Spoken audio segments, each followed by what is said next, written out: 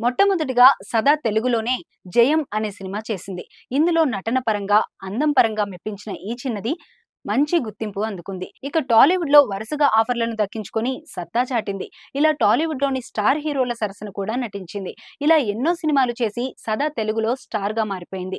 టాలీవుడ్‌లో స్టార్‌డమ్‌ను సొంతం చేసుకున్న తర్వాత సదా 'జయం' రీమేక్‌తో తమిళంలోకి ఎంట్రీ ఇచ్చింది. ఇది కూడా సూపర్ హిట్ అయింది. అనంతరం 'మొనాలిసా' అనే చిత్రంతో కన్నడ చిత్ర పరిశ్రమలోకి అడుగుపెట్టింది. అలాగే 'నోవెల్' అనే మూవీతో మలయాళంలోకి అడుగుపెట్టింది.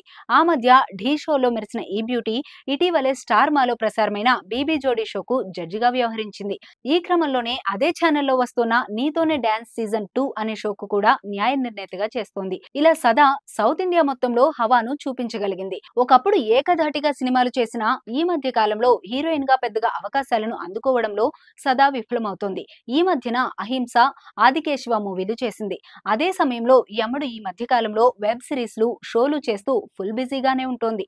సోషల్ మీడియాలో యాక్టివ్ గా ఉండే సదా కొన్ని బోల్డ్ ఫోటోలను షేర్ చేసింది. తన ఫాలోయింగ్ ను మరింత పెంచుకుంటోంది. మీడియాలో పేరు నిత్యం మెదిలేలా జాగ్రత్త పడుతోంది.